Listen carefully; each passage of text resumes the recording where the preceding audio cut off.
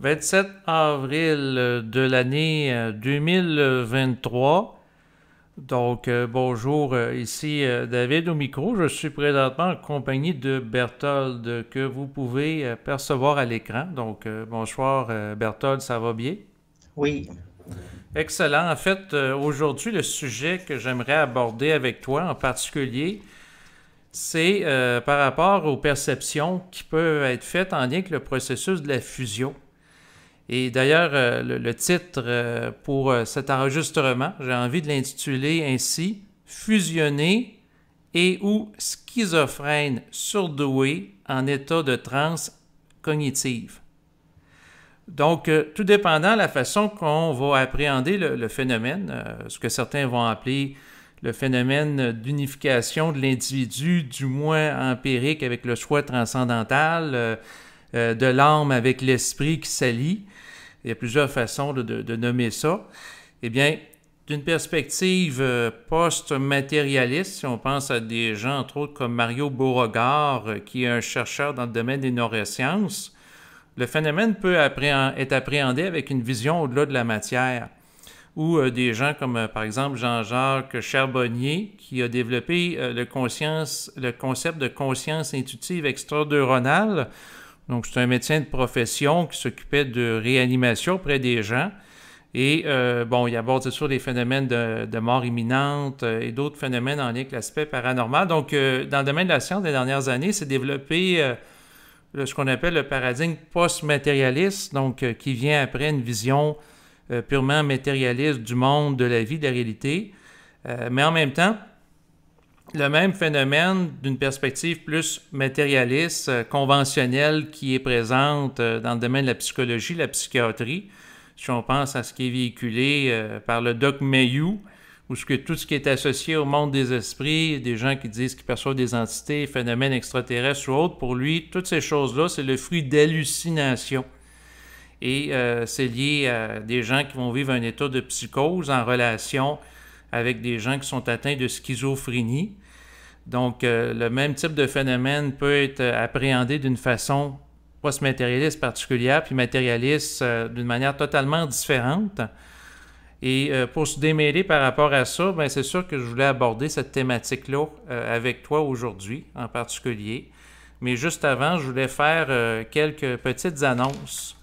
Tout d'abord, mentionner, eh bien, pour les gens qui nous écoutent, que Issia Perrin, qui effectue des transcriptions là, de tes enregistrements que tu fais là, au fil du temps, a rendu disponible là, depuis quelques semaines en fait un site web où il figure 3 livres de transcription.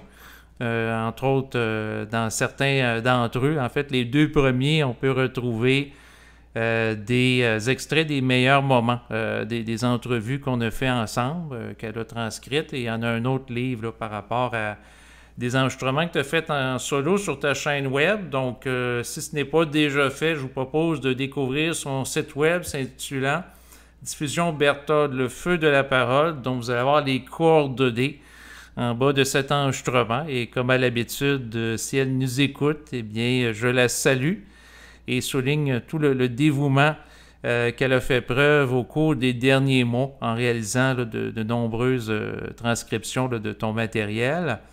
Et puis en même temps, ben, je salue aussi Didier Mignot, qui s'occupe de la chaîne YouTube Supramental Berthold. Vous pouvez y retrouver plusieurs centaines d'extraits des enregistrements que tu as fait en solo sur ta chaîne YouTube et également avec moi. Donc, il y en a pour de nombreuses heures d'écoute. Sinon, je tiens à mentionner aussi que je rends disponible plus de 750 enregistrements de toi, que ce soit avec moi ou toi en solo, en format MP3, dans mon audiothèque sur le site web d'hébergement qui est archive.org, dont vous allez retrouver les coordonnées là, en bas de cet enregistrement, en plus naturellement que les coordonnées de ta chaîne YouTube. Donc, c'est sûr qu'il y a beaucoup de matériel. Hein? Je ne sais pas si tu le réalises pleinement, là, mais en quelques années à peine, il y a une grande quantité de matériel qui a été produit là, par rapport à tes activités de communication. Ouais, ça en fait beaucoup.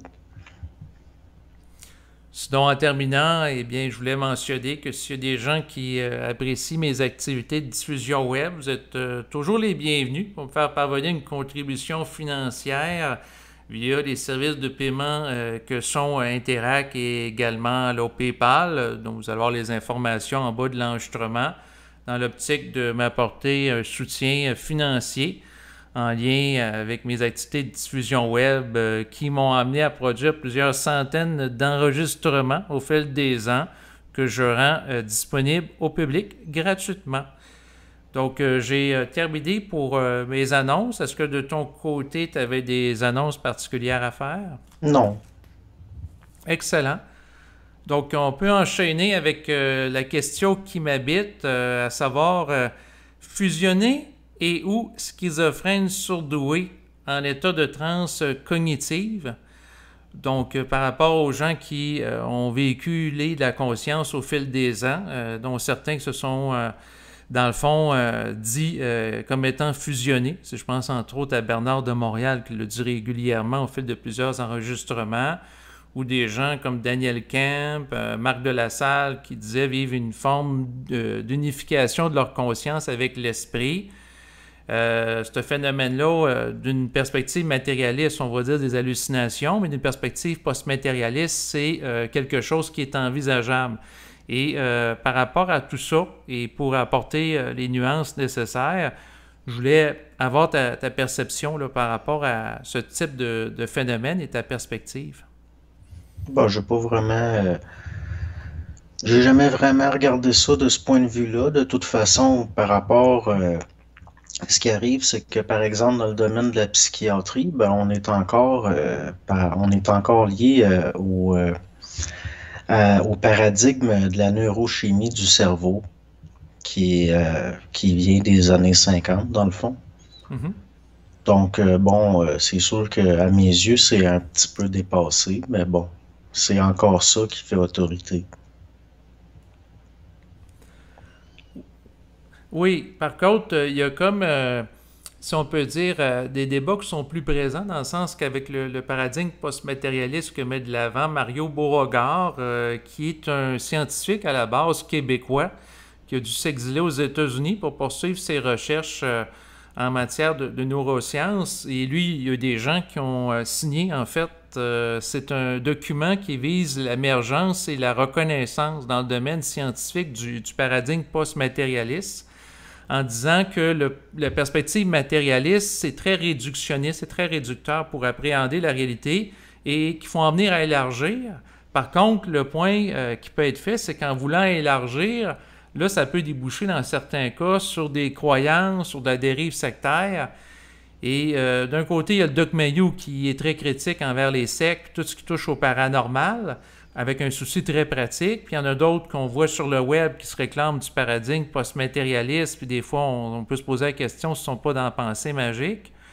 Donc, tout ça, c'est quand même assez particulier parce que d'un côté, la même personne qui va affirmer vivre un contact avec l'esprit, on va l'interpréter comme étant quelqu'un qui est en contact réel avec une réalité occulte, tandis que d'une autre perspective, non, non, c'est quelqu'un qui hallucine, si on prend la perspective matérialiste classique qui a été véhiculée dans le domaine de la psychiatrie pendant longtemps, un peu comme quelqu'un du Doc Mayou, pour lui, il n'y a pas de vie après la mort, la réincarnation, ça n'existe pas, l'esprit non plus. Tous ces phénomènes-là, pour lui, c'est tout le fruit de pensées magiques, de croyances.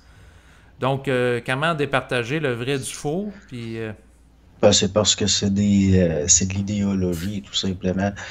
C'est sûr que c'est limité, mais comme le docteur Mayo, bon, ben lui, je veux dire, il y a une formation qui est liée justement à la théorie biochimique qui est arrivée dans les années 50 avec certaines molécules. Donc, bon, c'est normal qu'il soit dans cette idée-là, mais c'est correct. À mes yeux, c'est pas qu'ils se trompent, c'est juste que c'est limité. C'est pareil pour ceux qui, on pourrait dire, qui vont jusque c'est un petit peu trop, là, sont un petit peu dans de la pensée magique, ben c'est une autre forme d'extrême, là. Mais il reste que c'est parce qu'à chaque fois c'est limité. Je veux dire, peu importe l'école, c'est toujours limité. Il n'y a pas de vision d'ensemble. Donc, prends juste comme dernièrement, j'ai eu une grippe, puis ça m'a réveillé des mémoires. OK? Puis il reste que, bon, au niveau, par exemple, de la mémoire cellulaire, si on prend juste les théories comme il y a depuis quelques décennies, bon, ben, par rapport à ça, j'ai vécu des phénomènes que je vois mal comment cette mémoire-là aurait pu s'enregistrer d'une façon, en tout cas, disons que c'est limité ce qu'on nous propose là, mais que ce soit dans une école ou une autre, c'est toujours limité. Mais je veux juste avoir un peu plus de détails par rapport à la mémoire. Peux-tu donner du concret là, par rapport à ça? Ben, j'ai eu une grippe, puis j'avais comme moins d'énergie un peu. Puis bon, là, j'étais un petit peu énervé de ça parce que je savais habituellement quand que j'ai une maladie comme ça veut dire que je vais vivre des phénomènes. Donc, j'étais curieux de voir que ça faisait des années que j'avais pas été malade. Puis il reste que après, je suis allé me promener dans une ruelle. Puis Mhm. j'ai vu par terre, il y avait de la peinture par terre. Il y a quelqu'un il avait repeint quelque chose par terre, puis il restait de la peinture sur l'asphalte. Puis c'était un ton de mauve qu'on voit plus. Mais ça m'a ramené à des ambiances de v'là 25 ans. Carrément, parce que c'est une couleur que. Mais je le vois pas comme de la mémoire au sens cognitif habituel. C'était vraiment vibratoire parce que tout ce qui m'est revenu d'un coup, c'était lié à une ambiance. Mais l'ambiance associée à la couleur mauve, que tu as une Ouais, association. Ouais. c'est un ton particulier là, qu'on voit plus. Mais c'était-tu une association mentale par rapport à un lieu qui était mauve que tu avais fréquenté Non, ou? non. Non, non, c'est juste que c'est une couleur qui était à la mode dans ces années-là. Puis ça m'a ramené dans l'ambiance. Mais là, je voyais la différence entre la mémoire puis ce qu'on pourrait appeler le vibratoire, là, parce que ça m'a remis dans un état d'esprit. Mais depuis ces années-là, je veux dire, au niveau cellulaire, je suis complètement quelqu'un de complètement différent. Donc, comment est-ce que l'information a pu s'enregistrer? Parce que c'est des choses que j'avais réellement oubliées. Puis, mais ça m'est revenu tout d'un coup. J'ai passé plusieurs jours comme ça à me remémorer cette époque-là. Mais c'est vraiment lié à ce que moi j'appellerais du vibratoire dans le sens que, je veux dire, les ambiances, Mhm. c'est pas formel au sens comme les souvenirs comme on entend habituellement, là. Mais il reste que ça a comme déclenché le retour de ces ambiances-là que j'avais oubliées, puis que je m'étais pas remémoré depuis ce temps-là. Ben, quelqu'un qui va pratiquer la psychanalyse comme le Doc Mayou pourrait dire qu'il s'est produit une libre association entre le stimulus et un élément que tu as mémorisé dans le passé, dans ton inconscient qui a ressurgi. Mais comment est-ce que ça s'est renouvelé au niveau cellulaire pendant des années? Ben, c'est sûr que les composantes matérielles de tes cellules ont changé. Et voilà. Par contre, est-ce que, dans le fond, un peu comme il y a un changement d'un disque dur qui s'opère, ben, on peut transférer la même information qui était déjà là? Oui, mais ça n'avait pas été renouvelé au cours des années. Il faut qu'il y ait une cinquième dimension où l'information est enregistrée qui va au-delà du cellulaire comme on l'entend.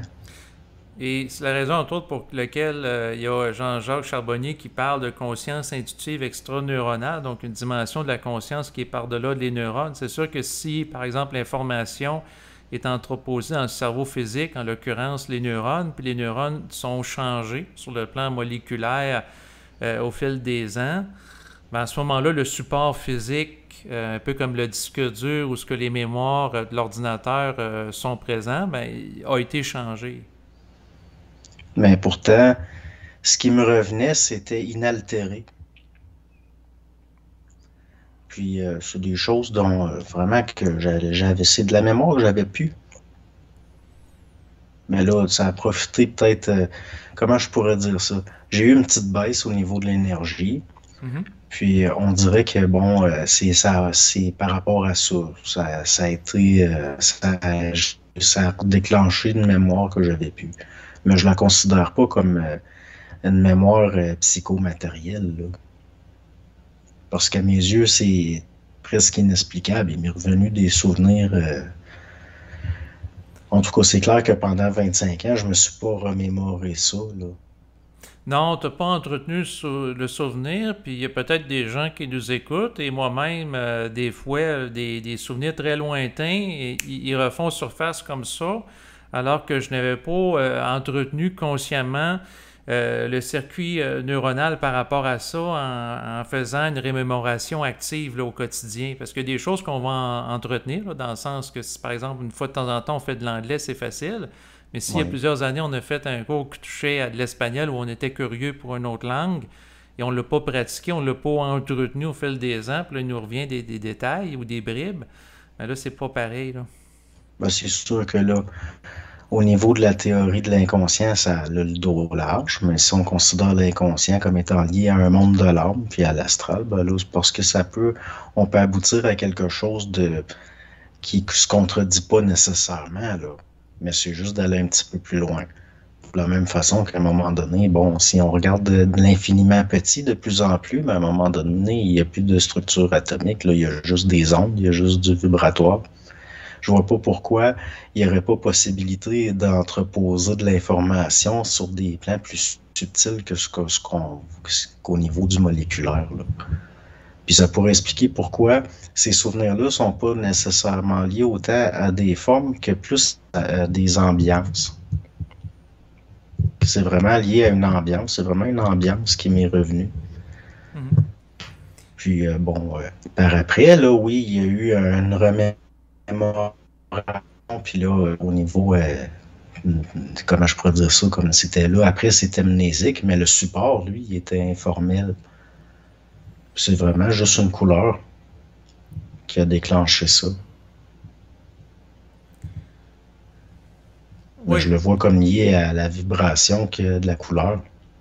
Donc, autrement dit, tu t'inscrirais plus proche du postulat post-matérialiste du monde que la vision matérialiste classique, là.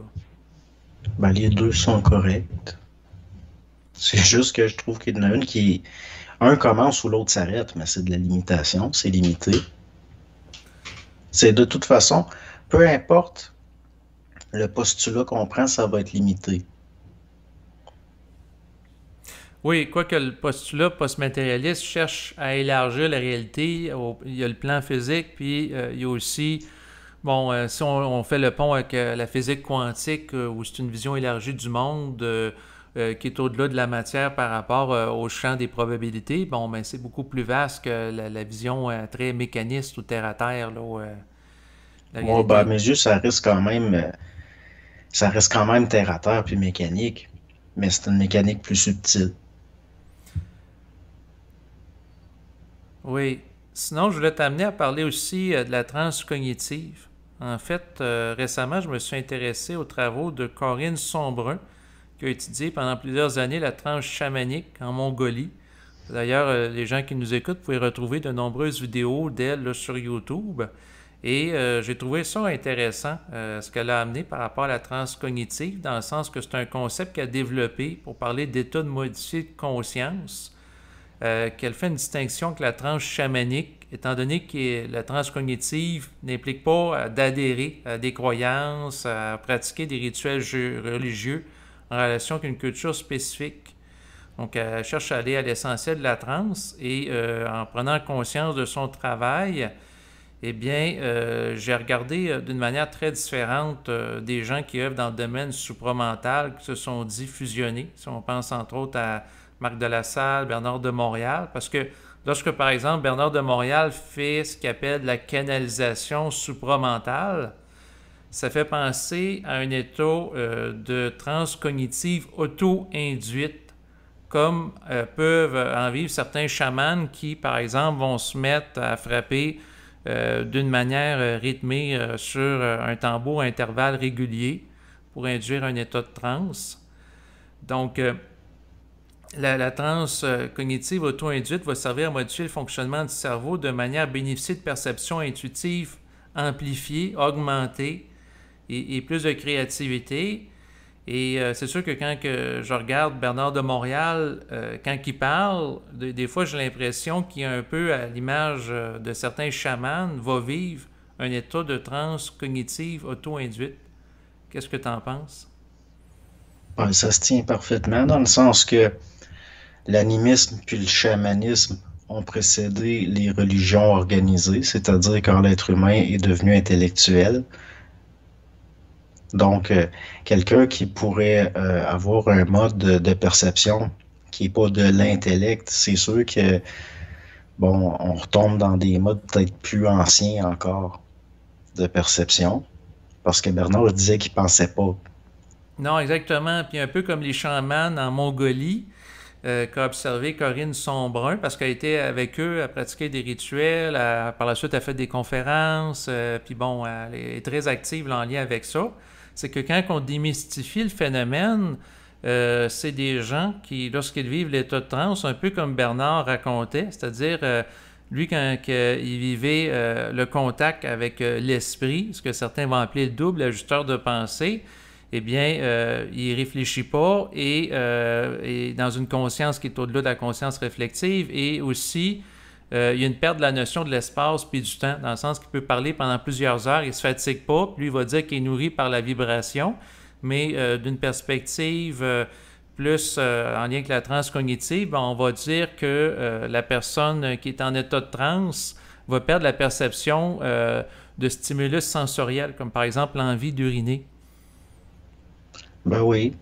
Ben, je veux dire, c'est quelque chose, c'est des choses assez connues. Je veux dire, si on regarde, si on recule au néolithique, au paléolithique, l'être humain, il y a une spiritualité d'animal, c'est normal. Il n'y a pas d'écriture, puis il n'est pas encore réflectif, il n'est pas encore intellectuel. Ça a donné l'animisme, puis après le chamanisme. Mais dès que l'être humain s'est mis à penser, à réfléchir, à rationaliser, là, il est tombé dans de la philosophie, puis de la pensée organisée, si on peut dire. Mais à mes yeux, ça suit une certaine logique. Mais de la même façon comme dans le vaudou, bon, là, je veux dire, la pensée, entre autres, au niveau du cerveau, c'est des longueurs d'onde, entre autres. Comme Bernard a dit, il se nourrissait de la vibration, mais on voit que dans certaines pratiques qui viennent d'Afrique ou des Antilles ou d'ailleurs, ben, ils vont se servir de des rythmiques de tambour qui vont des fois être syncopées les unes par rapport aux autres, puis justement comme pour, on dirait, changer les fréquences du cerveau. Donc les trans vont être induites par des rythmiques syncopées de tambour. Donc moi je vois pas de, à mes yeux ça se tient parfaitement, c'est parfaitement logique. Et à ce moment-là, s'il y a une logique derrière ça, est-ce qu'on pourrait dire que, en fait, l'émergence du mouvement de la conscience supramentale au Québec, bon, il y a eu Bernard de Montréal qui a été pionnier, ensuite il y a eu Daniel Kemp, Daniel Ménard, Marc Delassalle, il y en a eu plusieurs autres là, par la suite. Est-ce qu'on peut dire que ce type de mouvance-là est une forme de néo-chamanisme qui fait une forme de résurgence en Occident? Non, je considère que non. OK. Peux-tu Parce que, détailler? Oui, c'est ça. parce que le chamanisme, ça précède l'intellect. Oui, mais l'idée de venir à une conscience qui réfléchit pas, c'est-à-dire qui est Mhm. au-delà de l'intellect, intuitive, qui fait penser à l'état de transe cognitive que vivent les chamans en Mongolie, puis il y a des cultures millénaires aussi là, qui Mhm. sont en relation avec ça. Ça me fait penser à ça. C'est parce que ça serait un recul alors que c'est pas le cas. Parce que là, au fond, on est entré dans l'intellect, Mhm. puis là, on est en train de le dépasser, tout en étant conscient de structures qu'il y avait avant. Donc, je vois pas ça comme du néo, ce qu'il y a en arrière. On est vraiment, on va vraiment dans de l'inconnu par en avant. Donc, est-ce que c'est du néo ancien? Ben, en fait, c'est là que je voulais aussi t'amener, c'est-à-dire que l'état que va vivre certains conférenciers, de ce que je perçois, puis aussi l'état que ça a sur mon cerveau, parce que j'ai écouté des gens qui disent des états de transe, puis par la suite, je vais écouter Marc Lassalle ou Bernard de Montréal, puis pour moi, ça va stimuler une dimension de mon cerveau qui me connecte plus à mon intuition, un peu comme si j'écoute par exemple tambour d'un chaman. Ouais, mais ça reste une addition de structures plus anciennes qui sont remises à jour Ben, c'est dans là. du nouveau. Ben, c'est ça. C'est Mais parce que là, j'ai l'impression que c'est un peu une forme de réactualisation, mais avec un ben, cadre conceptuel plus sophistiqué. parce que le néo-chamanisme, c'est ce qu'on voit dans certaines modes qui sont en train de faire qui commencent à apparaître en Europe, que dans le fond, c'est un peu, ils prennent des travaux des anthropologues qui ont étudié des choses en Eurasie, des choses comme ça, puis ils le remettent au goût du jour par rapport à une spiritualité. Tandis que Bernard de Montréal, à mes yeux, c'est pas de la spiritualité. Le néo-chamanisme, ça serait de la spiritualité. Oui, dans le Si sens on, que. si on étudie, Oui. moi, c'est parce que si on se met à étudier le vibratoire, puis ce qui est plus subtil au niveau les ondes, le fréquentiel, ces choses-là, puis qu'on considère l'esprit comme un principe d'intelligence, tout simplement, qui peut être intellectualisé ou pas. Là, on n'est pas dans de la spiritualité. On est Bernard de Montréal, c'est pas un spirituel, c'est un scientifique, c'est un pionnier. C'est quelqu'un qui explorait de Oui, l'inconnu. oui, dans le sens qu'il véhiculait pas des rituels à caractère religieux ou des croyances. Et c'est la raison, entre C'est autres, pour ça. laquelle je me suis intéressé à la démarche de Corinne Sombrun, parce qu'à travers ses travaux, elle cherche à épurer tout le cadre de croyances qui peut être très lourd en lien avec certaines traditions spirituelles du passé. Et c'est la raison pour laquelle, tantôt en introduction, en lien avec le sujet, j'ai fait la distinction entre transe chamanique versus transe cognitive. Parce qu'elle veut le concept dépouillé, puis ça, je trouve ça vraiment dans l'esprit de Bernard de Montréal et de son instruction, donc l'importance de ne pas croire, puis dans l'esprit scientifique aussi contemporain, où ce qu'on va chercher à éliminer là, toute croyance superflue. Là. Parce que si on regarde, par exemple, là, à partir de la fin des années 60, puis là, les années 70, les universitaires qui ont expérimenté avec du LSD, puis que là, ils sont tombés dans des modes de vision avec des serpents colorés, puis des choses qui rappellent ce que les chamans, comme en Amérique centrale, vous décrivent. Mhm. Ça, c'est réellement du néo-chamanisme, dans le fond. Puis souvent, au lieu d'avancer d'un point de vue scientifique, justement, ils tombaient dans ce qu'on pourrait appeler de la spiritualité, puis ça finissait par devenir des mouvements nouvel âgeux, là. Donc ça, c'est du néo-paganisme à mes yeux, du néo-chamanisme plutôt, mais c'est parce que ça peut aboutir à du néo n'importe quoi, là.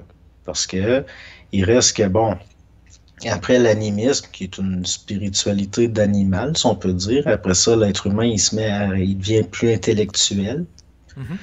Là, après, il va tomber dans ce qu'on pourrait appeler le paganisme, c'est-à-dire qu'il va se mettre à intellectualiser et à rationaliser le rapport qu'il a avec des forces.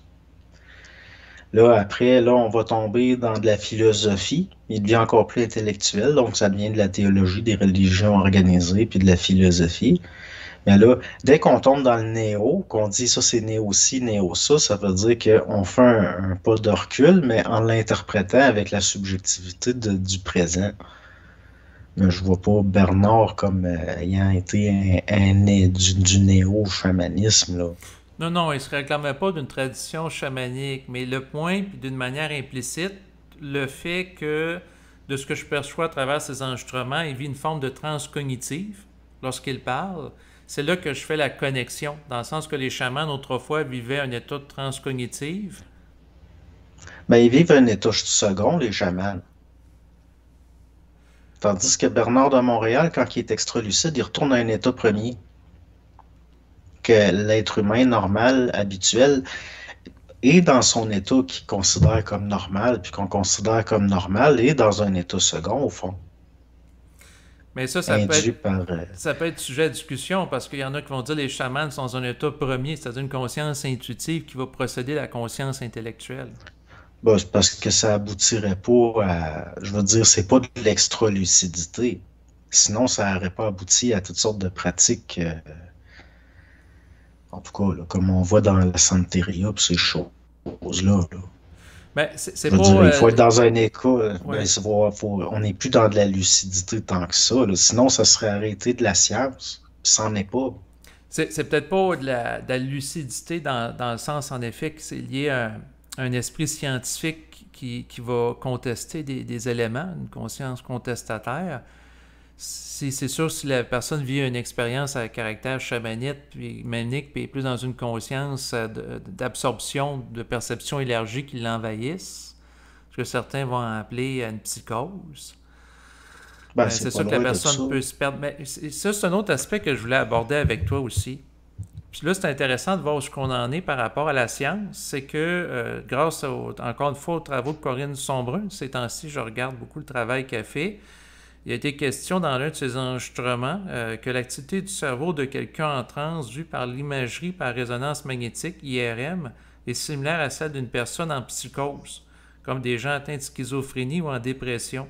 Donc, Mhm. durant des gens, quand ils prennent un IRM, la personne peut perdre, dans cet état-là, en fait, la personne peut perdre en psychose, elle peut perdre la notion du temps puis de l'espace, puis la force physique est augmentée aussi.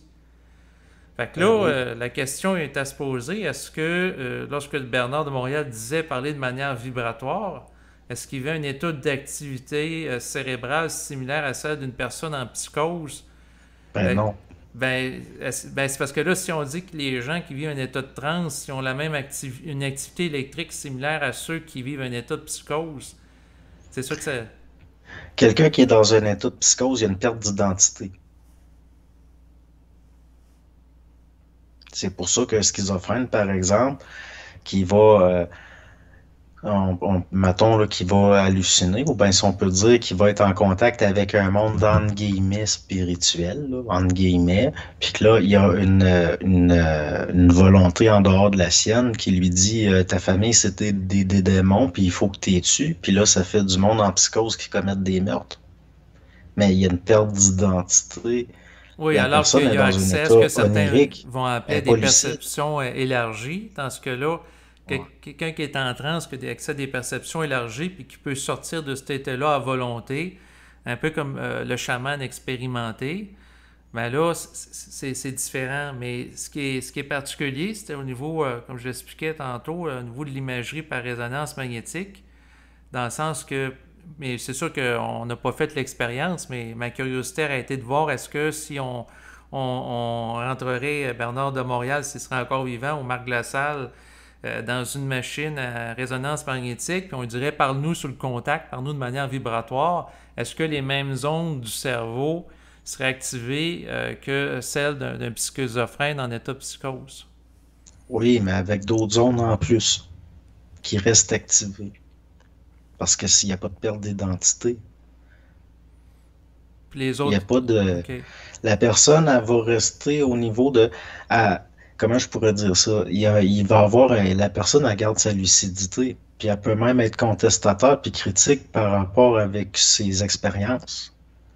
Mhm. Donc, une personne un peu comme Bernard de Montréal va avoir des zones du cerveau d'activer comme quelqu'un en psychose, mais en plus en gardant les mêmes zones du néocortex à mes yeux, d'après moi, qui vont rester activées. C'est-à-dire que il va avoir en même temps de l'activité comme quelqu'un en psychose, en même temps qu'au niveau du néocortex puis du lobe frontal, probablement qu'il va en plus, parallèlement à ça, avoir encore l'activité comme quelqu'un en état de veille normal, Mhm. en parallèle.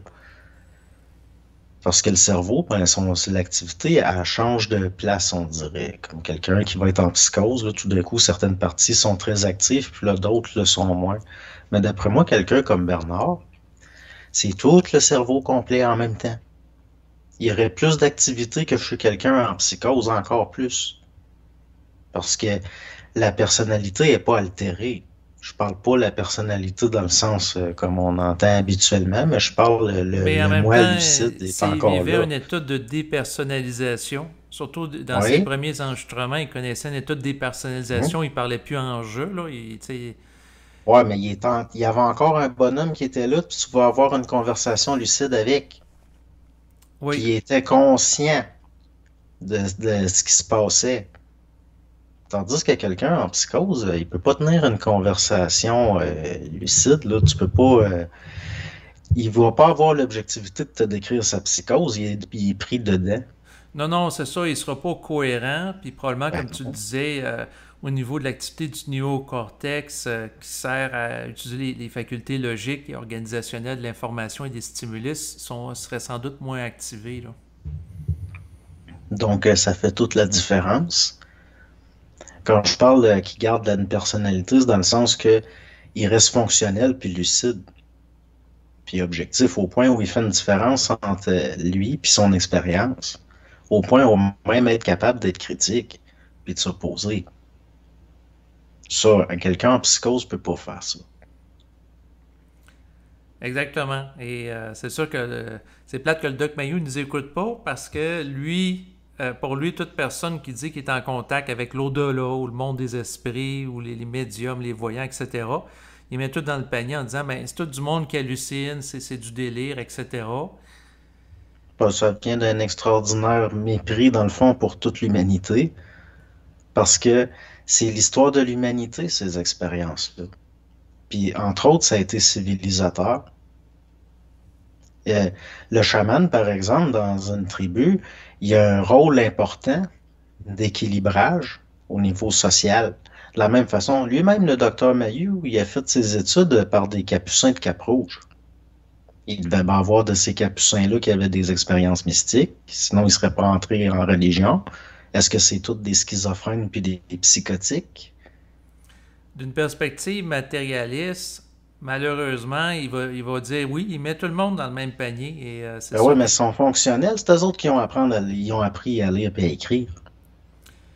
puis là, c'est sûr que lui pourrait argumenter, ben, c'est une schizophrénie légère, fait que ça paraît peu ou pas.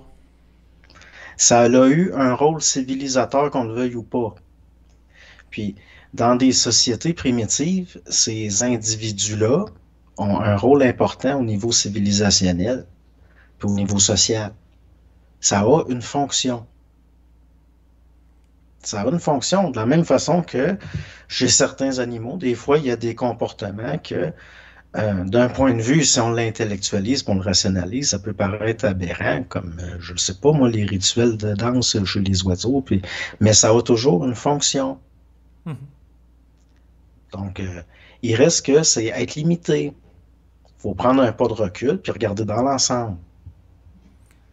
Exactement. Et le but, entre autres, de l'enregistrement, c'est de démystifier certains phénomènes psychiques. Et c'est la raison pour laquelle je pose la question, puis je reviens encore à la charge, fusionner et ou schizophrène surdoué en état de transcognitif, dans le sens que des gens qui sont schizophrènes, si la personne, en plus d'être schizophrène, est surdouée, a des grandes capacités intellectuelles, quelqu'un va dire, ben, son délire va avoir l'air à faire sens parce que la personne est très intelligente pour organiser l'information, à la différence de quelqu'un qui est déficient intellectuel ou autre, là. Ils ont une plus grande capacité de rationaliser. Si la, S'il n'y a pas de dysfonction Mhm. en société, qu'il n'y a pas des individus, justement, que le cerveau, il va avoir des dysfonctionnements, ben, il n'y a plus d'évolution sociale. Pourquoi est-ce qu'on dit le génie côtoie la folie? Pourquoi est-ce que les artistes qui ont été le plus marquants, c'est souvent des gens aussi qui ont eu des périodes de troubles mentaux, par exemple?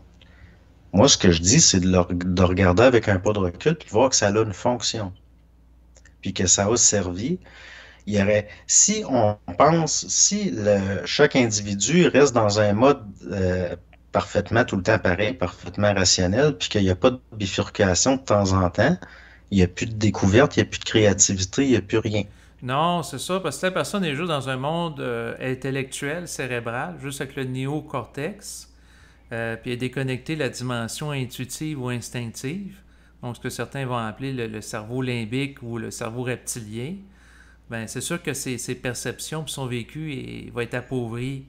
Puis Ben, c'est ça, exact. ça prend une capacité, des fois, de voir autrement. Puis ça fonctionne par essai-erreur. Mais si tout le monde est tout le temps carré, puis qu'on suit tout, là, il n'y a plus rien qui se passe, là, ça fait des civilisations qui stagnent. Ben, ça fait des automates, ça fait des gens qui sont robotisés, qui éventuellement vont peut-être vouer un culte à l'intelligence artificielle, qui prend de plus en plus de place dans nos sociétés. Ben là, ça voudrait dire qu'ils sont eux-mêmes de l'intelligence artificielle, c'est-à-dire c'est juste de la mémoire mécanique qui se répète.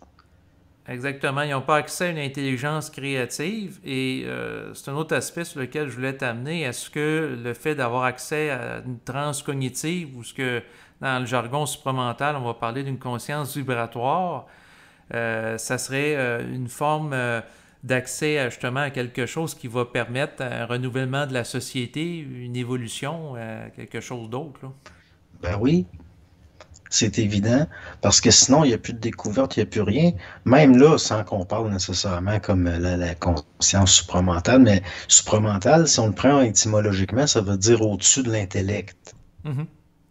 Donc, ça en prend des gens qui vont avoir le courage d'oser se mettre le pied en dehors des sentiers battus, puis qui vont avoir aussi la capacité d'avoir suffisamment d'identité pour se dire, ben, je ne vais pas aller explorer tel coin inexploré parce qu'au niveau des conventions sociales, je vais passer pour un fou. Ça en prend des gens qui vont se mettre le pied en dehors des sentiers battus. Oui, Ça en prend des exactement. gens qui se sacrifient même. Il y en a qui gâchent leur vie pour amener du nouveau. Oui, la facture peut être très lourde à payer dans le sens que ça peut détruire une réputation. Et la personne peut être mise au banc de la société ou étiquetée, stigmatisée socialement. C'est sûr que quelqu'un qui se présente sur la place publique puis qui va dire haut et fort qu'il est fusionné va être interprété automatiquement par des gens comme le psychiatre Mayou ou d'autres personnes avec un paradigme matérialiste comme étant quelqu'un qui est atteint de schizophrénie. Bon, mais c'est un double tranchant. Le Doc Mayou, pour certaines personnes, c'est un fou. Et pour beaucoup de Québécois, c'est une référence. D'ailleurs, il y a une activité médiatique prolifique depuis plus de 20 ans ici. Ben ouais, mais il y en a dit en masse des niaiseries. Je veux dire, il est pas parfait. Non, exactement. Je dirais Bon, pas que c'est quelqu'un il y a de ses collègues qui le considèrent comme un fou dangereux. Bon, moi, je suis pas, pas de cet avis-là, mais dans le sens que, ben ça marche dans tous les sens, toutes les Oui, façons possibles. Bon, on dirait qu'il n'y a rien que l'argent et le sexe dans la tête du bonhomme-là. On dirait que c'est un obsédé sexuel, c'est un vrai freudien, là. Il pense rien qu'à ça, on dirait, puis il ramène tout à ça. Il y en a du monde pour qui ça, c'est un fou. ben, quoique à sa défense, je pourrais dire que la dimension sexuelle, étant donné qu'on est des animaux sociaux à un certain niveau, est très présente, là. Puis bon, lui, c'est sûr Oui, mais que on peut pas tout ramener à ça, dans le sens, ça va être limité. oui, ça c'est clair. Bon. Parce que là, Par... si on reste freudien, là, la théorie psychanalytique, c'est une théorie. C'est-à-dire, c'est une hypothèse de travail. Faut pas que ça devienne un dogme. Sinon, c'est pire qu'une religion. Hey, C'est même, voyons. Puis c'est pas un paradigme fixe dans lequel on peut inclure l'ensemble de tous les phénomènes psychiques humains. C'est bien trop limité. Voyons, pourquoi Freud, il était comme ça, sa théorie sexuelle, puis blablabla. Ben lui-même, Freud, il a eu une enfance, bon, il est abusé par son père, Freud. Que les gens relisent sa correspondance. Le père de Freud forçait ses enfants à lui faire des fellations. Est-ce que le monde, il pense pas que ça a peut-être pu influencer sa vision de l'être humain?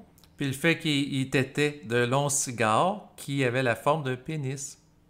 Bon, puis peut-être que C'est sûr que le ces véhicule... expériences-là ont coloré Oui, oui, c'est sûr que sa son véhicule vision l'a du monde. coléré. Puis même chose pour le Doc Mayou. Par contre, je fais référence abondamment à lui aujourd'hui parce que dans le domaine de la psychologie populaire ici au Québec, c'est une référence.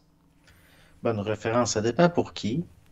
Il y a autant de monde qui l'aime, pour qui c'est pas une référence qu'il y en a pour qui c'est une référence. Là, il fait pas l'unanimité, mettons. Non, non, c'est un personnage Tant coloré. mieux.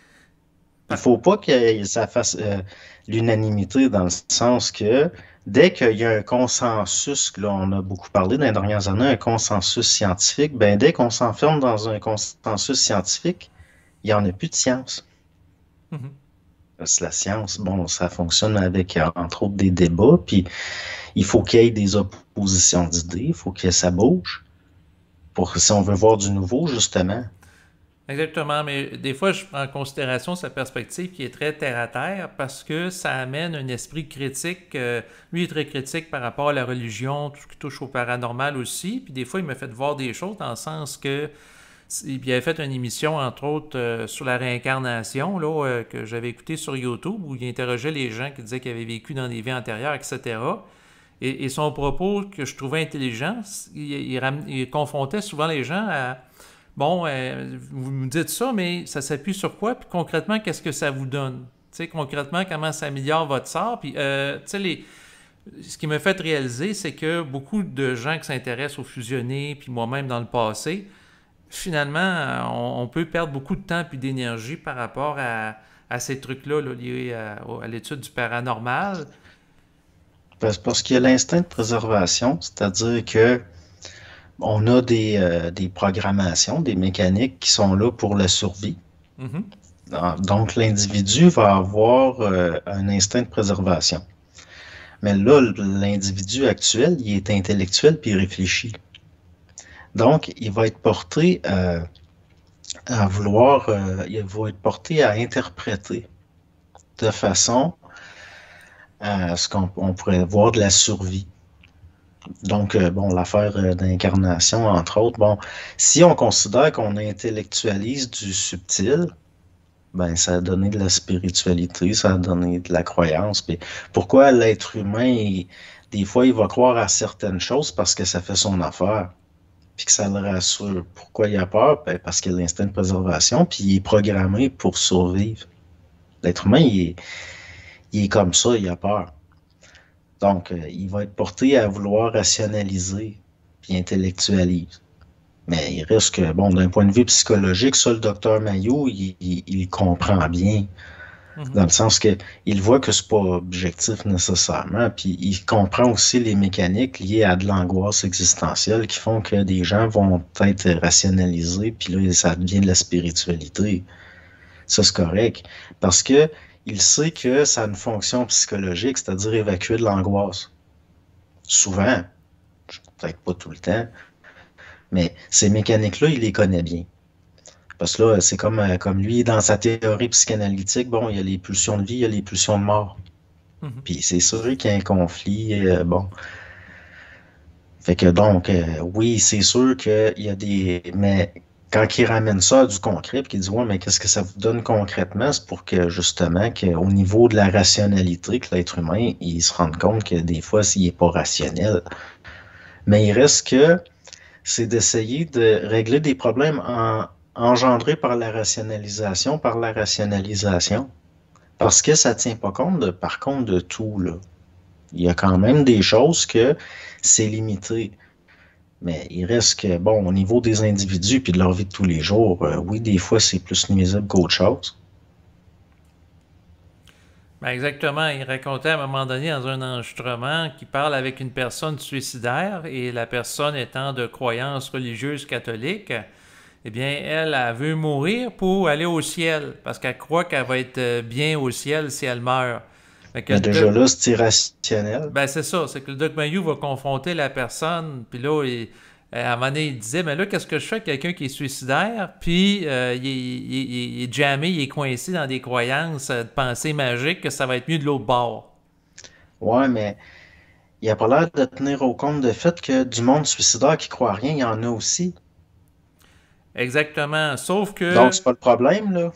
c'est ça, sauf que dans le fond, pour lui, c'est comme si la croyance à un au-delà qui est favorable à l'individu, ou ce qui va être au paradis avec les anges, les gens qui aiment, va faire en sorte que ça va l'amener vers la mort. Ben ouais, mais ça marche pas parce que, tu sais, on dit spécifiquement catholique, dans le catholicisme, le suicide est un péché mortel. Pour quelqu'un qui en a une compréhension claire, par contre, il y a des pseudo-croyants au Québec ou des gens qui sont moins impliqués ou qui n'en ont pas une compréhension rigoureuse, qui vont déformer ou qui peuvent délirer certaines informations. Ben oui, mais encore là, bon, ben, c'est un petit peu la personne, elle va rationaliser ses pulsions de mort par rapport à sa spiritualité. Mhm. Mais ça, on le voit, il y a des gens très, très intelligents intellectuellement qui vont jusque-là, comme les gens qui étaient dans l'ordre du temple solaire, qui voulaient mourir pour aller sur Sirius. Pourtant, c'est des gens, souvent des universitaires, des gens qui avaient des hauts QI. Mais c'est là que je vous dis que l'intelligence puis de la conscience, c'est pas pareil. Parce que c'est totalement de l'inconscience, là. Dans le fond, le problème, c'est pas un problème d'intelligence, c'est un problème de conscience. Qu'est-ce qui fait que les gens vont être plus ou moins conscients, puis on tombe dans de l'irrationnel comme ça. Le problème, c'est jamais lié à l'intelligence, c'est lié à l'émotivité. C'est l'émotivité qui déforme les choses. Ça passe par l'intellect, puis les gens rationalisent n'importe quoi, de l'irrationnel. Ils rationalisent de l'irrationnel. C'est parce qu'il y a des pulsions de mort. On rationalise des pulsions de mort. Donc, il y a des gens que si la personne...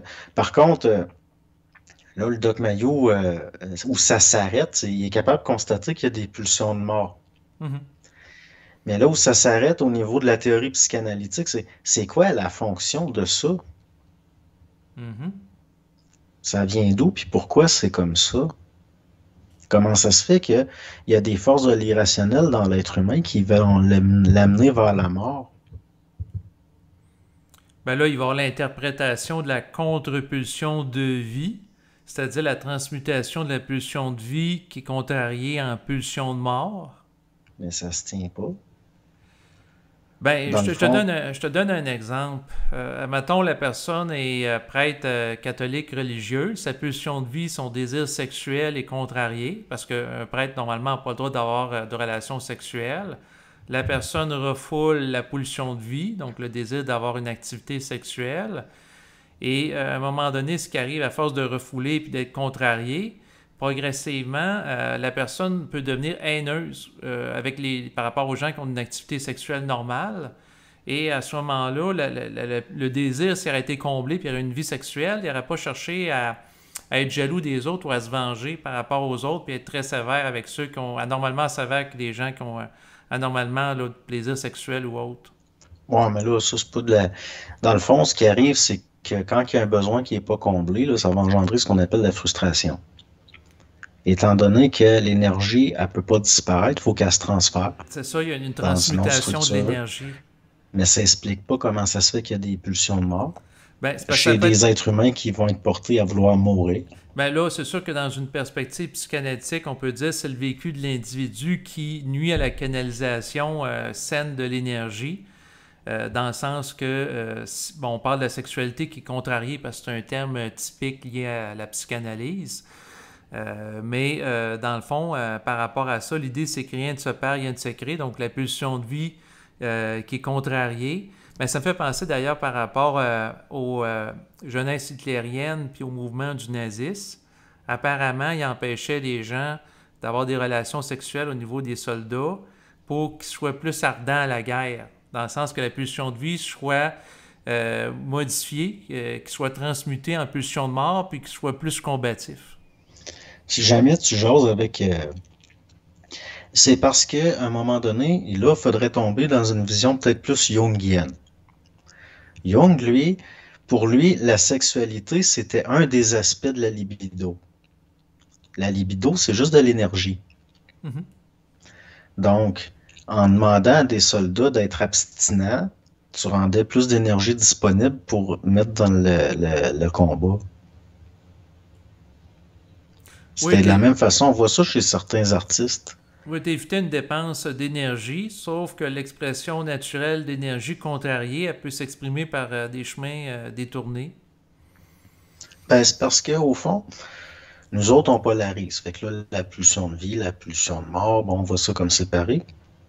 Alors que les pulsions de mort, c'est des pulsions de vie. Le soldat qui tue, c'est des pulsions de vie. Transmuté. Oui, ben c'est dirigé vers une action qu'on va considérer comme qui mène à de la mort.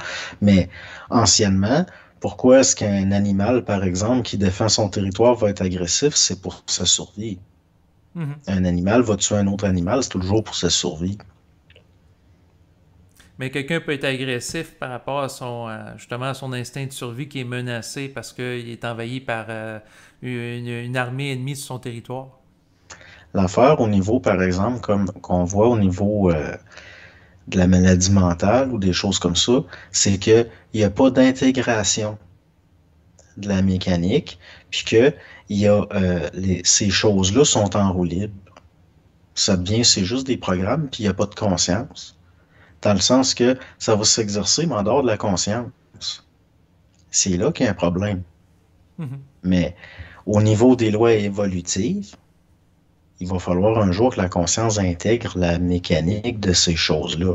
Puis on est juste au début. On est juste au début. C'est pour ça qu'il y a du tâtonnement comme ça. Puis qu'on est encore pris avec des affaires comme Freud et Jung. On est au début. Mais c'est du tâtonnement, là. Mais il reste qu'à un moment donné, ces mécaniques-là, il va falloir que ça soit intégré par la conscience. Mais pas la conscience comme on l'entend. Il y a une différence entre être conscient de quelque chose puis le savoir. Mhm. Parce que quelque chose qui est su, c'est instantané, tout de suite.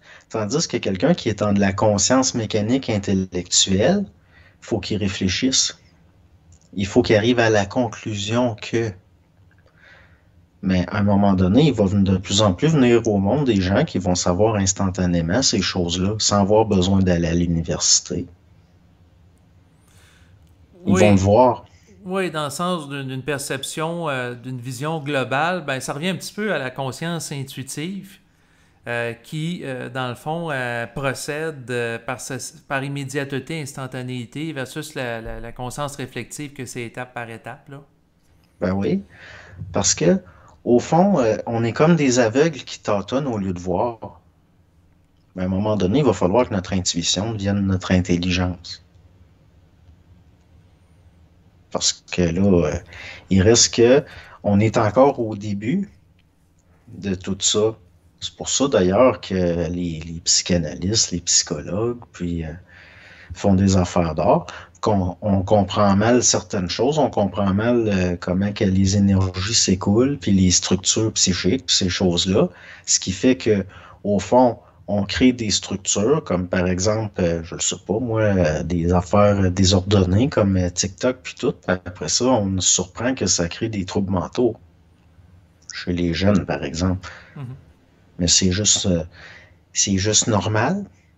Je veux dire, il n'y a rien là-dedans de réellement Ben, encore surprenant. là, TikTok, moi je vois ça un peu comme les autres réseaux sociaux, c'est-à-dire c'est un outil, un peu comme un couteau que tu peux t'en servir pour mettre du beurre sur une tranche de pain ou tuer quelqu'un. Tu sais, tout est à double tranchant, là. Ouais, mais c'est parce que c'est le programme qui choisit à ta place. C'est-à-dire que en plus, ça va aller selon des tendances. Mais il n'y a pas Ben, c'est d'intégration parce que consciente du pourquoi. j'ai pas utilisé la plateforme, mais est-ce que c'est un petit peu comme Moi non Facebook? Tu plus. reçois des messages ou des posts là, sur différents sujets, puis là, ils analysent ton. Non, ça ressemble à YouTube, sauf que l'algorithme, il va, dépendamment du genre de vidéo que tu écoutes, il va te reproposer des vidéos qui vont dans la tendance qu'il y avait au départ. Mais le problème, c'est que les tendances, c'est pas conscient. Mhm. Donc, il y a des jeunes qui ont commencé à développer des tics nerveux, puis même des troubles obsessifs, puis il semblerait que ça soit lié à l'utilisation de TikTok. Mais c'est pas lié à une conscience intégrale, c'est lié à de la mécanique. Dans le fond, c'est le système nerveux de la personne qui conditionne les algorithmes à lui donner ce qu'il stimule. Non, exactement, mais ce qui serait intéressant de voir derrière ça, c'est est-ce que le même jeune, dans le fond, avait une faille au niveau psychologique, s'il serait pas dépendant à TikTok, ça serait à l'alcool ou Ils à la en ont drogue? toutes. Ben, c'est ça que j'allais dire. C'est parce que des fois, on va, par exemple, critiquer la cyberdépendance, mais en réalité, la même personne t'aurait pris avant qu'il y ait Internet, donc il y a peut-être 60 ans, dans un contexte social différent. Peut-être la même personne, au lieu d'être dépendant de l'algorithme, elle serait dépendante à l'alcool ou à la marijuana. Ben, une mauvaise graine va se développer dans une mauvaise terre. C'est pas une raison de justifier qu'il y ait de la mauvaise terre et laisser ça de même. C'est certain. C'est sûr que l'outil peut amener des dérapages, mais moi, j'ai Ben l'impression. oui, il y en a peut-être qui ont intérêt. C'est ça, là. Parce qu'on est en train de créer parce que au niveau neurologique, de la façon dont le système nerveux se développe, puis les jeunes, que c'est encore malléable, puis ben, faut pas oublier que peut-être qu'il y a des gens qui ont intérêt à créer des jeunes plus tarés. Car peut-être des citoyens plus dociles et manipulables, voire fluides, de genre fluide. Ben, c'est ça. C'est pour ça que moi, dès le départ, j'ai vu ça d'un mauvais œil TikTok. Pas dans le sens que c'est mauvais à la base, Mhm. mais dans le sens que de la façon dont c'est garoché dans le public, puis qu'il y a personne qui se posait de questions sur ça, puis il n'y a aucun contrôle de rien, là, j'étais critique, là. Surtout quand j'ai vu apparaître qu'il y avait des jeunes qui développaient des syndromes de Tourette, semble-t-il, liés à ça. Parce que ça revient un peu, c'est un petit peu comme, ça revient à donner des outils à quelqu'un qui n'a pas la maturité puis qui est vulnérable. Puis un outil qui amène un conditionnement idéologique. En fait, j'ai appris récemment qu'en l'honneur du jour de la Terre, TikTok, pour souligner cette grande journée dans le cœur des écologistes, a dit, en fait, les responsables de TikTok, il y a un communiqué de presse qui est sorti par rapport à ça, que à partir de ce grand jour, les gens qui remettent en question le narratif des changements climatiques vont être censurés. Ben, c'est parce que, comme je disais tantôt, si au lieu qu'il y ait un débat scientifique, on est dans une doxa, ben, il n'y a plus aucune évolution de rien au niveau des connaissances. Là, ça devient une religion. Oui, on a la religion écologique qui se confirme là, sur TikTok. Là. Donc, c'est sûr, c'est de Ouais. voir si les autres, YouTube et autres, vont prendre le pas par rapport à ça là, dans les prochains mois, aux prochaines années. Là. Parce que la restriction au niveau de la pensée, ça peut pas faire autrement que d'aboutir à une pensée de moins en moins large. Il faut qu'il y ait des débats, mais c'est comme ça justement que la pensée elle se fixe puis elle change puis qu'elle avance. Oui, ben, c'est la raison, entre autres, pourquoi je voulais aborder le sujet fusionné ou schizophrène surdoué aujourd'hui, parce que au fil des ans, j'ai eu des discussions avec plusieurs personnes. Donc, dans mon environnement, j'ai des gens qui sont issus de la religion catholique, j'ai des gens qui ont touché à l'instruction supramentale comme toi, mais j'ai des gens aussi qui sont athées, qui croient à rien de tout ça. J'ai des gens aussi dans mon environnement qui adorent beaucoup le Doc Mayou, puis il abonde dans le même sens que lui, là, tout ce qui touche le paranormal, des hallucinations. Fait que c'est sûr que si quelqu'un de mon environnement, je parle de Bernard de Montréal, va dire ah, c'est probablement un surdoué qui va rationaliser certains délires qu'il a, puis comme il est rapide, ben ça va donner l'impression que ça a du sens. C'est parce que ce qui est paradoxal là-dedans, c'est que ça, c'en est une rationalisation.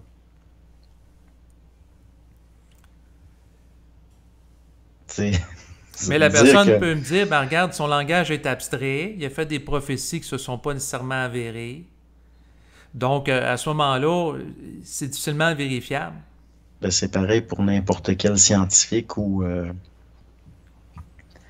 n'importe quel, ce qu'on a appelé comme voyons, il y a un nom pour ça, là, des artistes au niveau de leur création, ont prédit des choses. Même si c'était pas nécessairement le but, mais ça tombe pas tout le temps juste, là. Mais il reste que ça change rien, ça démontre rien. Le fait est que ça devient une rationalisation. On dira, ah, ben, c'est un schizophrène. Ben là, c'est parce qu'il est pas mal fonctionnel, là. Je sais qu'il y a des analphabètes fonctionnels, mais là, quelqu'un en psychose puis qui est fonctionnel à ce point-là, j'en ai jamais vu. Non, exactement. Par contre, c'est sûr que quelqu'un, il y a toujours des arguments. Quelqu'un va dire, ben, c'est parce qu'au niveau intellectuel, il est très fort aussi. Il y a une douance où il est plus intelligent, qu'il y a un haut J'en quotient ai vu intellectuel. du monde en psychose de différents niveaux intellectuels, puis quand ils sont en psychose, ils sont en psychose. Ils sont pas fonctionnels.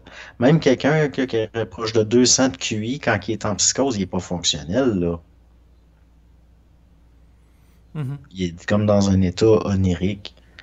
Comme quelqu'un qui rêve, même s'il y a des choses, quand tu rêves, même s'il y a des choses qui n'ont pas de bon sens dans ton rêve, tu t'en rends pas compte parce que t'es dans le rêve.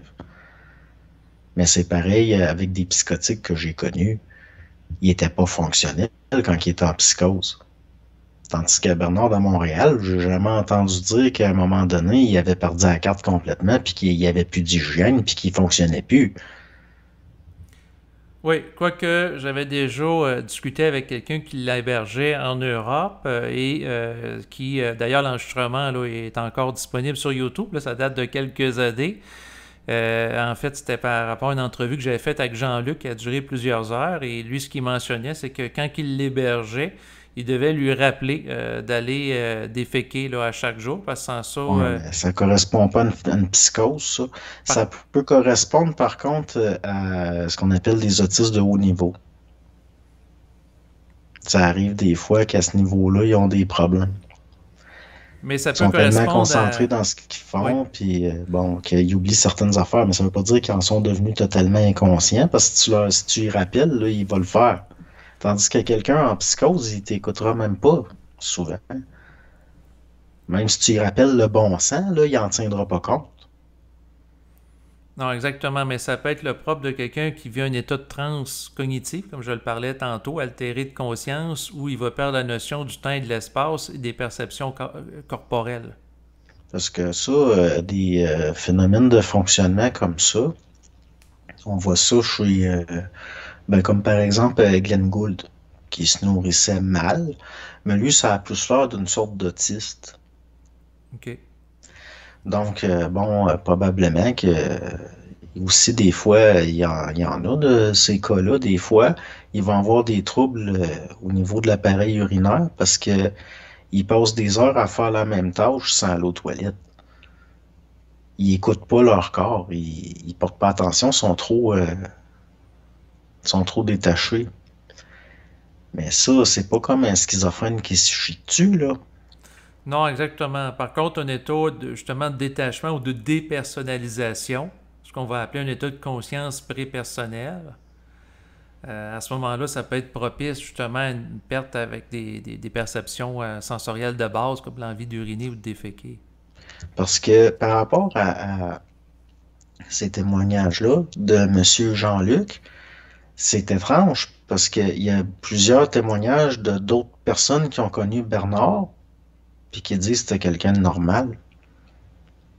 Mais est-ce qu'ils ont Donc, ça dépend vécu dans avec l'état qu'il lui? était, peut-être. Mais moi, c'est ça ma curiosité. C'est parce que pourquoi j'ai parlé de son témoignage? Parce que lui, il l'a hébergé, donc il a été avec lui plusieurs Ouais. jours consécutifs. C'est pas quelqu'un qui l'a vu pendant quelques heures au restaurant ou lors d'une conférence. Non, non, moi, je fais référence à Charles Sabourin, qui voyageait avec, qui était un ami. Bon, il y a peut-être eu des conflits à un moment donné, puis c'était plus ou moins proche, mais d'après moi, il a été, même si j'en prends puis j'en laisse, d'après moi, il était plus proche de Bernard que de Monsieur Jean-Luc. Donc, Bernard, ça se peut-tu que quand il l'a hébergé, il était peut-être dans un état spécifique, mais qui n'était pas tout le temps de même, là. Parce que les témoignages qui nous sont rapportés, souvent, Bernard, c'est surprenant à quel point c'était quelqu'un de normal. J'ai jamais entendu dire qu'il était 24 heures sur 24 comme l'autre est décrit, là. Ben, Parce que, je veux dire, il était chauffeur de taxi, imagine, là. Faut que tu t'arrêtes de pisser maintenant. J'ai pas entendu dire qu'il y avait eu des problèmes de rein parce qu'il y avait personne dans le taxi pour lui dire d'aller pisser.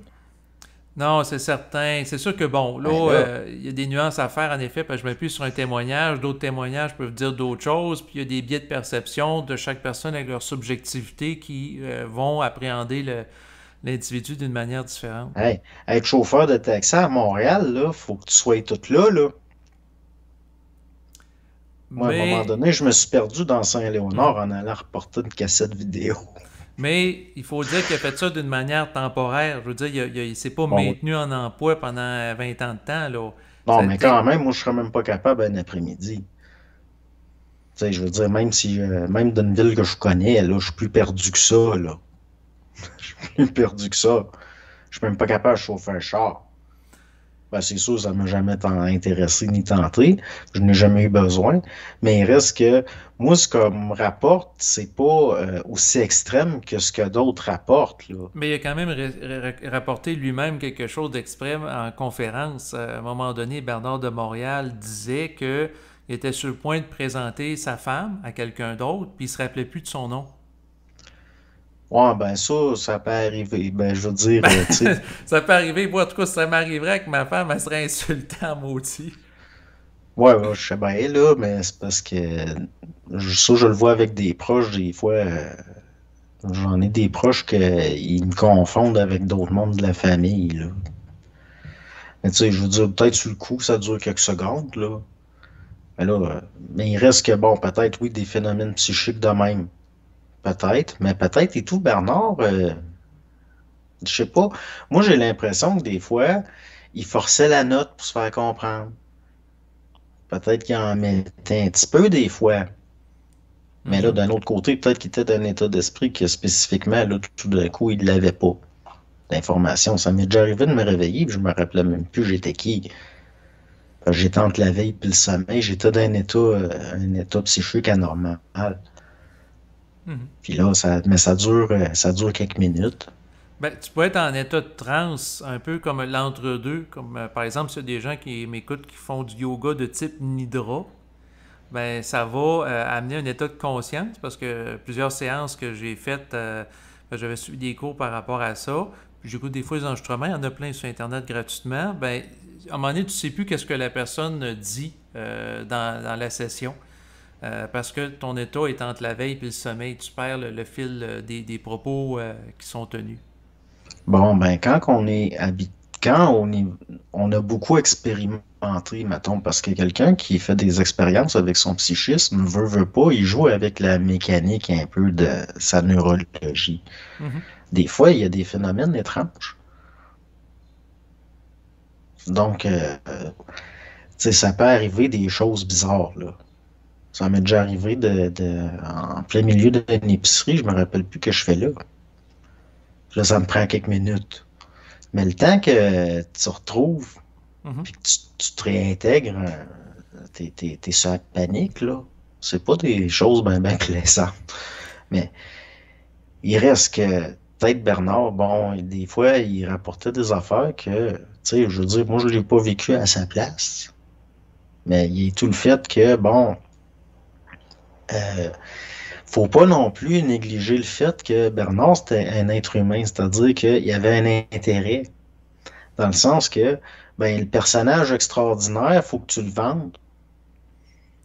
Fait que Eh, peut-être des fois, il force la note un petit peu pour se faire comprendre ou c'est sûr que puis aussi des fois c'est un exemple montré comment que ça peut être déplaisant quand le psychisme il est mouvant là. Quand tu as beaucoup expérimenté avec, oui, ça fait des situations étranges des fois.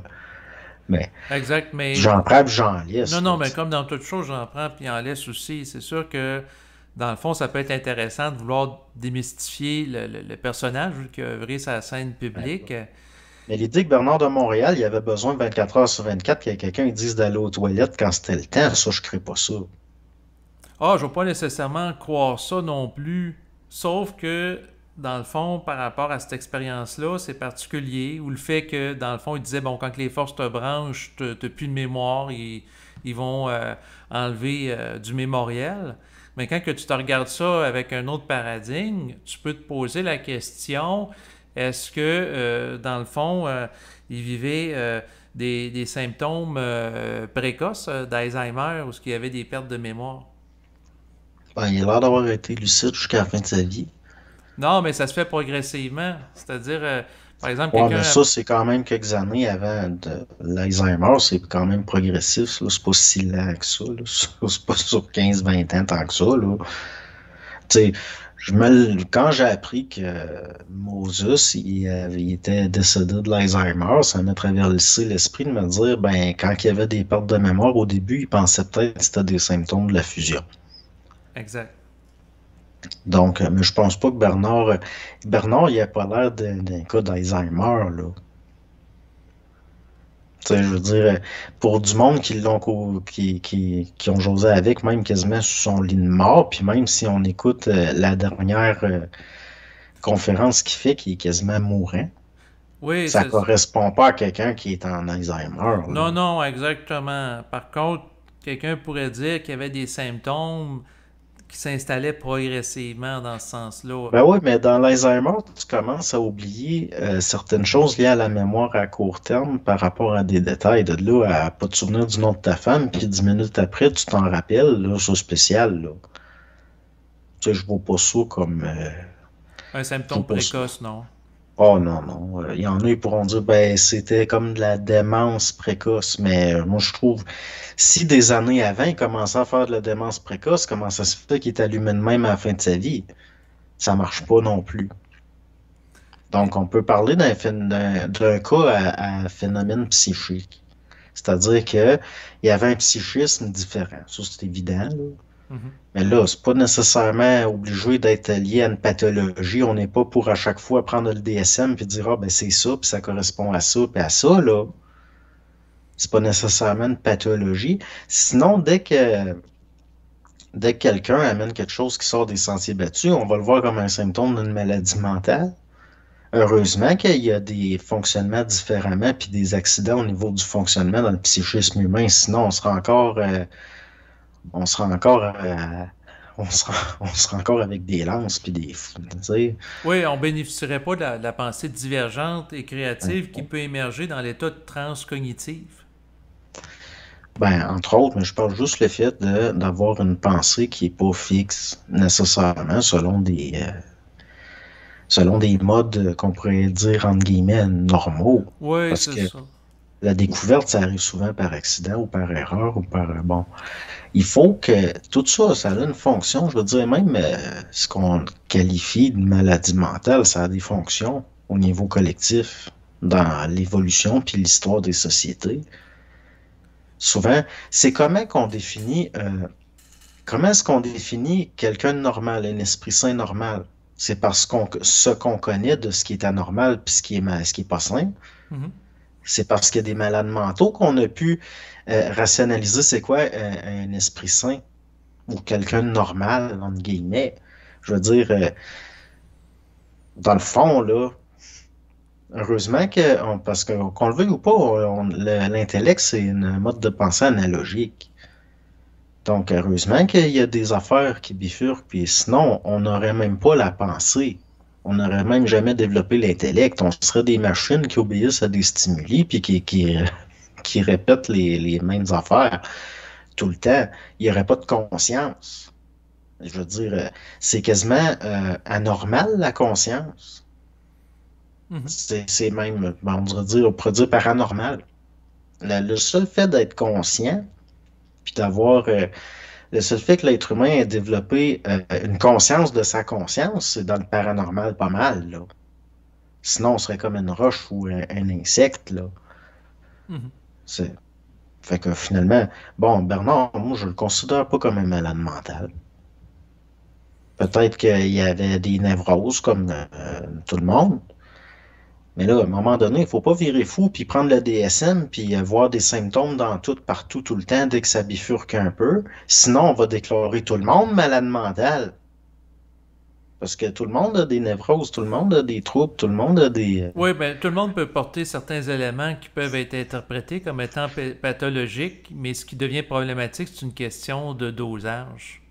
Ben oui, parce que est-ce que la personne est fonctionnelle? Moi, c'est ça que je regarde. Mhm. Comment ça va le social? Comment ça va... La vie familiale, ensuite le c'est rapport ça. aux enfants. Donc, on peut faire une étude des différentes sphères de vie de la personne pour voir si elle est capable de fonctionner. Ensuite, au niveau financier, gérer son budget, hygiène corporelle, et ainsi de suite. Donc, dans une Ben évaluation oui. psychosociale. Parce que sinon, ça revient à envoyer à scrap un char parce qu'il y a de la rouille sur le côté. Bon, le char, il marche-tu? Il fonctionne? Bon. C'est ça. Mais je voulais t'amener aussi à parler du phénomène d'entendre des voix. Parce que dans la conception occidentale, la schizophrénie, l'un des symptômes clairs, c'est si la personne dit entendre des voix, Délire hallucinatoire, la personne, on va lui mettre l'étiquette de schizophrène, c'est automatique. On ne peut pas reconnaître l'existence d'entités qui insufflent de l'information que la personne peut capter. C'est indigeste pour les scientifiques matérialistes. Donc, le fait que Bernard de Montréal disait régulièrement dans ses enregistrements qu'il entendait des voix. Je voulais voir un petit peu la façon que tu percevais ça, parce que sur d'une perspective matérialiste conventionnelle, on va dire que c'est le fruit d'hallucination qui est symptôme de la schizophrénie. Bernard, il a jamais parlé, genre j'entends des voix comme le dirait un schizophrène. Ben, il va me dire, ils me disent que. Oui. De la Bon, même façon que moi, tout, des fois, ça me dit que, mais c'est juste que la pensée va prendre des formes, puis ces formes-là, ça va être des mots. Comme par exemple, quelqu'un qui a un verre d'oreille, là, qui entend Martine Sinclair dans sa tête, là, mhm. c'est-tu des hallucinations auditives? Pourtant, il entend une voix. C'est une rémunération du mémoriel qui peut être activée par le cerveau à certains moments donnés que le Ben, c'est une néocortex forme. prend conscience. Il va y avoir des longueurs d'onde au niveau, des longueurs d'onde au niveau de l'activité dans le cerveau, puis ça va prendre une forme.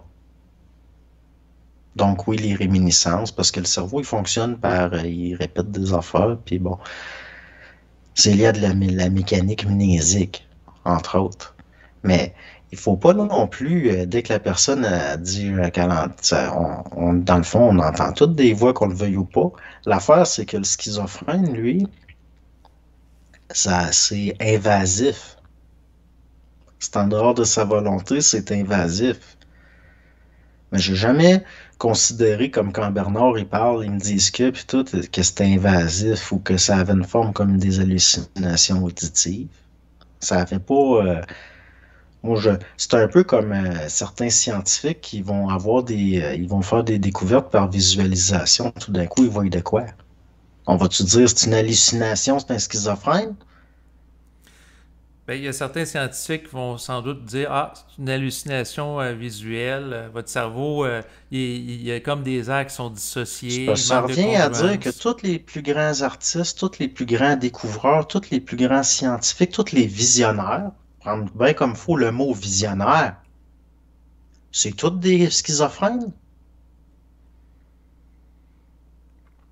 Ouais, non, je suis d'accord avec toi, ça n'a pas de bon sens de mettre cette étiquette-là réductionniste à tout le Gars, monde. là, c'est parce que ce monde-là, qui vont voir de la maladie mentale partout, puis tout, c'est du monde, sont pas créatifs.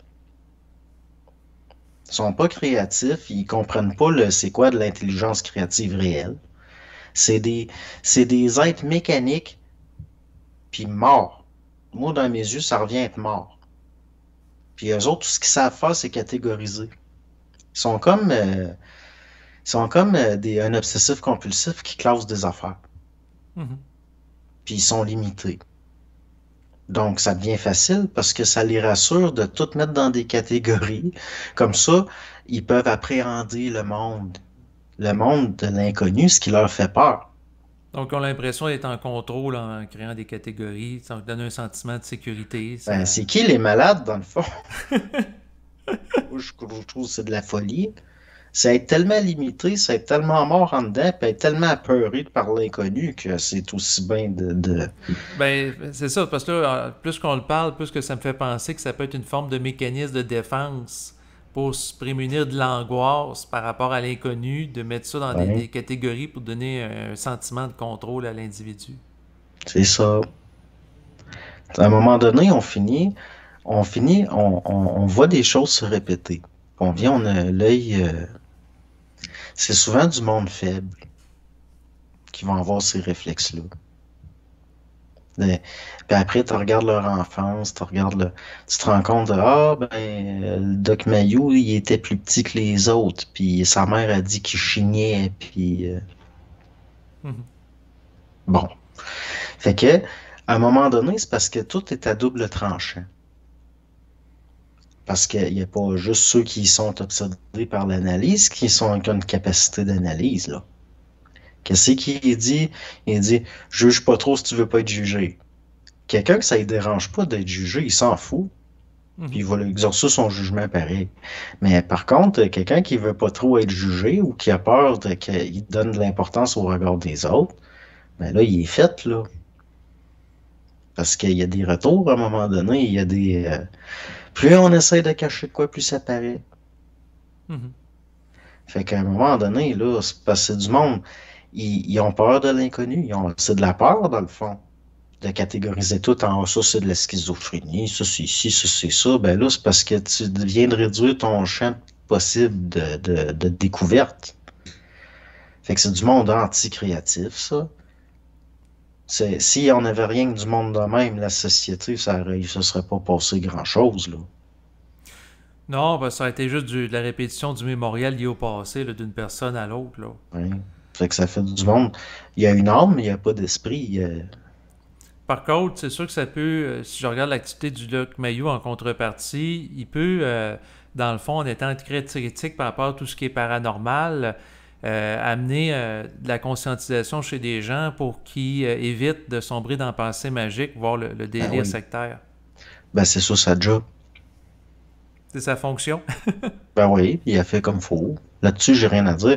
Par contre, quand que au niveau de l'exploration puis de trouver du nouveau, par exemple, là, c'est plus sa job. Lui, il est un petit peu là pour ramener à l'ordre ce qui bifurque trop, Ce là. qui déborde trop. Ouais, ce qui est pas fonctionnel C'est en ça. société. Mais en même temps, quand je l'écoute, ces enregistrements, je remets en question toute la notion de fusionner, de contacter, parce que ça demeure quand même abstrait. Tu sais, ça fait des années qu'on parle de conscience ensemble. Puis l'esprit, c'est pas tangible. Même chose pour le plan astral, c'est pas des trucs qu'on. Moi, je trouve ça très tangible. Vas-y. Ben, je veux dire, j'ai rien d'autre à dire. Je le trouve très tangible dans le sens que pour moi, c'est une expérience objective. Tu sais, qu'on m'explique comment ça se fait. Donc, comme juste les schizophrènes. Mhm. Il y a des patterns qui se répètent, hein. Mhm. On voit des atavismes qui reviennent tout le temps. Ben, il faut qu'il y ait quelque chose d'enregistré quelque part pour que ça agisse de même.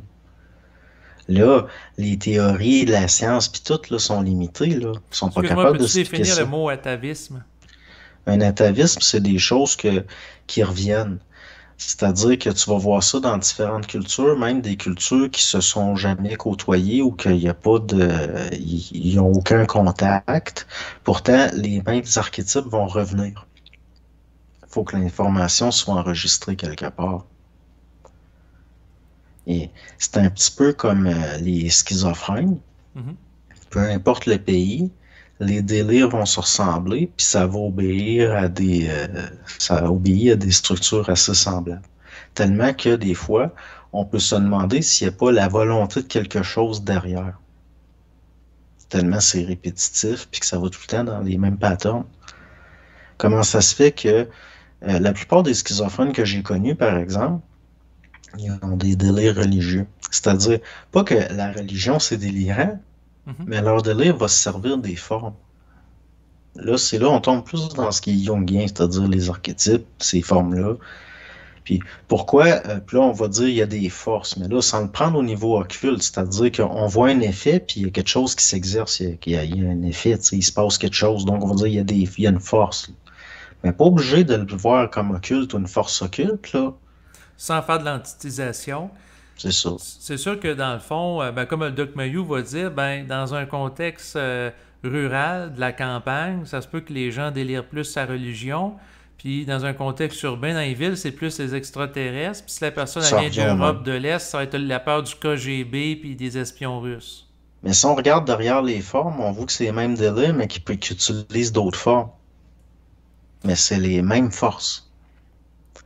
C'est-à-dire, ces forces-là, l'énergie elle va s'écouler vers où ça passe, comme de l'eau, ça coule par les craques d'où ça tombe, où ça passe.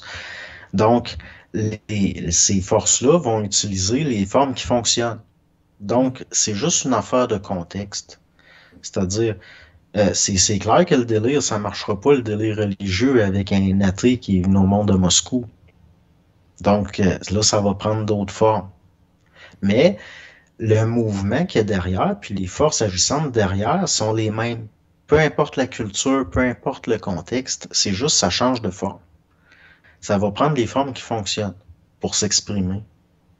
C'est là que on peut regarder même derrière la notion d'archétype, on peut aller encore plus loin. puis voir que c'est de tout temps, puis que ça a tout le temps été. Mais il reste que, bon, celui-là qui délire pas sur les anges, il va délirer sur les extraterrestres en même temps qu'il y a du monde pas délirant qui vont s'intéresser à ces affaires-là. Mhm. Mais ça va utiliser des formes, c'est tout. Ça veut pas. Dans le Fait que- fond, c'est pas les formes qu'il faut regarder, c'est la mécanique. Mais c'est justement, c'est quoi qui utilise les formes? Est-ce que c'est une énergie cosmique universelle? C'est quoi? C'est de l'information enregistrée. Il y a- c'est là qu'on tombe dans quelque chose que faut regarder plus loin que le psychocellulaire. C'est-à-dire que on voit qu'il y a des patterns qui se répètent. C'est-à-dire donc qu'il y a quelque chose qui s'enregistre au Mhm. niveau expérimental. C'est un peu comme les expériences qu'il y avait eu, que tu prends des singes d'une même espèce, tu apprends quelque chose à un singe, puis les autres singes l'ont appris sans qu'il y ait de contact. Oui, oui, ben Rupert Sheldrake là, parlait du cas du singe, par exemple, qui va nettoyer là, une patate dans l'eau. Ben, il va tremper la patate dans l'eau, puis là, la patate va goûter salé, c'est bon. Puis des singes sur une autre île qui n'ont pas de contact avec le groupe de singes d'une île qui expérimente ça vont avoir le même comportement en même temps. C'est là qu'on peut parler une cinquième dimension, l'âme. Mhm. Bon, c'est un champ Mhm. où il y a de l'information qui s'enregistre, il y a des mouvements, il y a des choses qui se passent dans cette dimensionnalité-là, qui est un petit peu plus subtile que la densité psychomatérielle cellulaire comme on la conçoit. Donc, les forces dont je parle, qui vont utiliser des formes puis tout, c'est dans cette dimension-là qu'ils agissent. Mais là, on n'est même pas dans le paranormal tant qu'à moi. Parce que, pourquoi on va appeler ça du paranormal? Parce que c'est encore de l'inconnu. Oui, ben d'une perspective matérialiste, réductionniste, on va interpréter ça comme paranormal parce que pour eux, la normalité, c'est ce qui est tangible, comme une table, quelque chose qui est matériel. En dehors Ouais. de ça, c'est parent. Prends juste des virus puis des bactéries. Mhm. Son recul d'il y a 300 ans, c'est de l'invisible. C'était de l'invisible, c'est du paranormal. Tandis qu'aujourd'hui, on peut les appréhender au microscope. C'est ça. C'est pour ça que ce que je te parle là, qui se passe dans cette dimensionnalité-là, qui est entre guillemets plus subtile, c'est pas nécessairement immatériel, mais c'est plus subtil au sens de notre compréhension. Mais il reste qu'on voit qu'il y a une mécanique, au point où on peut expérimenter avec. Exactement, mais vu qu'on a des sens limités, c'est un petit peu comme la vision qui ne permet pas de voir les infrarouges. Donc, c'est un petit peu, ou les ondes cellulaires, mais avec Ouais. des appareils techniques, on peut les appréhender. Mais c'est sûr que, Hein? ouais. Ben, c'était un peu comme il y avait un chirurgien, il disait, et quand il enseignait l'anatomie, puis il faisait des dissections devant ses élèves, puis lui, il niait l'existence de l'âme, puis il disait, vous trouverez jamais l'âme sous votre scalpel. Un peu comme si, bon, ben là, j'ai une radio, puis là, on capte la station de Radio-Canada, mais si je démonte la radio, je ne trouverai pas le studio de radio de Radio-Canada, donc ça n'existe pas. Mhm. Dans le fond, c'est extrêmement limité. C'est pour ça que ces gens-là, souvent, ça va devenir des professeurs ou des communicateurs, ça va devenir des personnalités comme ben, des professeurs, dans le fond. Pourquoi? Parce qu'eux autres, leur fonction, c'est de transmettre du connu, pas de découvrir de l'inconnu. Ils sont trop limités pour ça. Ça, c'est d'autres qui vont avoir ce job-là, du monde qui sont plus créatifs. Exact. Mais comme Doc Mayou, moi, je trouve que c'est un très bon vulgarisateur dans le sens qu'il va mener les choses avec simplicité, Ah il va oui. répéter, puis il va Ben, il illustrer fait ça. bien sa job et tout. Mais il y a les fonctions de sa job. C'est Ouais. comme une fourmilière. Bon, ben, le soldat, il est pas capable de cultiver du champignon parce que c'est pas ça sa fonction. Tandis que, bon, telle autre fourmi, elle, est programmée pour faire telle autre fonction. Mais là, le docteur Mayo, quand il commence à sortir de son... À un moment donné, il entre dans un champ qui n'est pas le sien. Mhm. Donc, c'est limité, c'est normal. C'est Là, il est dans le correct champ. aussi. C'est ça. Mais c'est pas grave. Mais comme communicateur, comme professeur, il est excellent.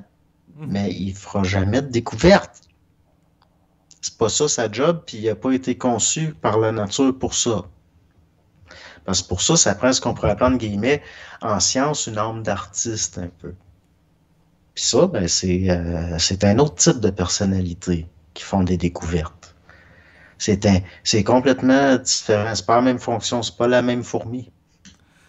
Oui, ben on va parler entre autres d'initiés qui vont amener des nouvelles idées par rapport à une collectivité, une civilisation, d'où le concept d'être fusionné auquel je faisais référence tantôt.